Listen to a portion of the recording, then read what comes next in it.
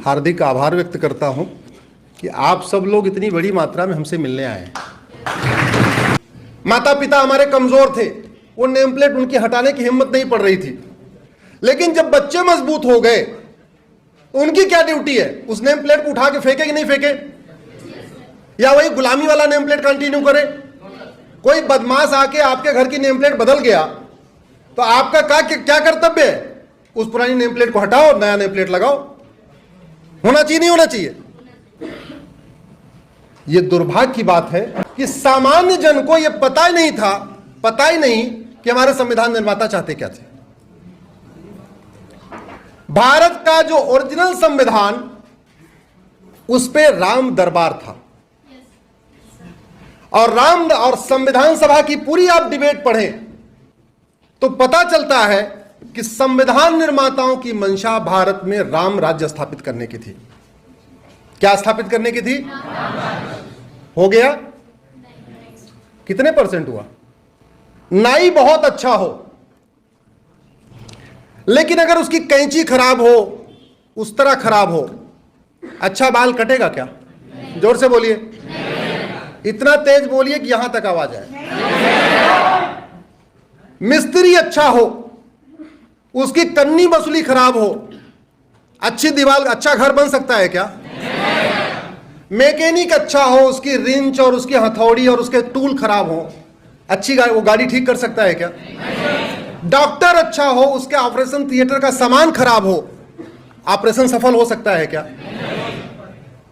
उसी तरीके शासक कितना ही अच्छा हो, जब तक नियम कानून अच्छा नहीं होगा तब तक संविधान निर्माताओं का राम राज्य का सपना तो बिल्कुल साकार नहीं हो सकता। संविधान का जो सबसे प्रमुख आर्टिकल है, आर्टिकल 14, उसको हम लोग बेसिकली कहते हैं equality before law, equal protection of law, लेकिन उसका एक अलग इंटरप्रिटेशन है कि भारत में कानून का शासन होना चाहिए। भारत में क्या होना चाहिए? Rule of law. अब भारत में जब रूल ऑफ लॉ है और लॉ खराब है, जिसका रूल है वही खराब है। किसका राज है? कानून का, और वो कानून घटिया है। तो जब कानून का राज है और कानून ही घटिया है तो राज अच्छा होगा, राज घटिया होगा? स्वाभाविक सी बात है। जहां लोकतंत्र है और कानून का राज है, वहां कानून अच्छा होगा तभी राज अच्छा होगा। रहा राजतंत्र हो, वहां राजा अच्छा तो तंत्र अच्छा, क्योंकि राजा जैसा बिहेवियर करेगा प्रजा वैसे फॉलो करेगी। यथो राजा तथो प्रजा, पुरानी कहावत है। लेकिन जहां कानून का राज है, वहां जब तक नियम कानून अच्छा नहीं होगा तब तक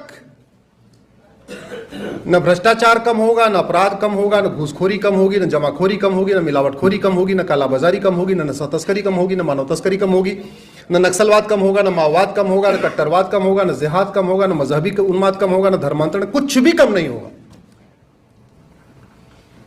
जो समस्या भारत में है, अगर वो सिंगापुर में नहीं है तो उसका दो ही कारण है, या तो सिंगापुर के शासक अच्छे या सिंगापुर का कानून अच्छा।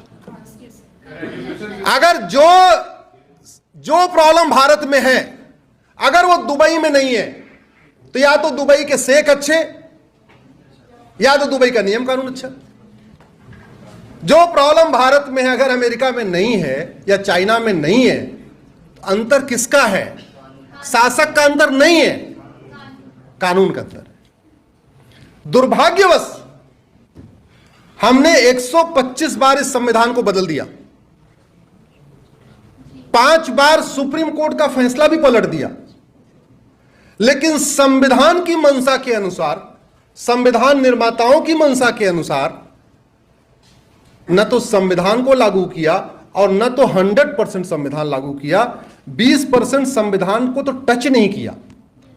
20% संविधान में तो कभी संसद और विधानसभा में चर्चा भी नहीं हुई। 20% संविधान पे तो कभी मीडिया में भी चर्चा नहीं हुई। आप पूरी शरीर बना दो, हाथ बना दो, पैर बना दो, ये बना दो, वो बना दो, लेकिन अगर उसका दिल, उसका हर्ट वही मत बनाओ तो व्यक्ति वो जिंदा कैसे हुआ? वो तो मुर्दा हो गया।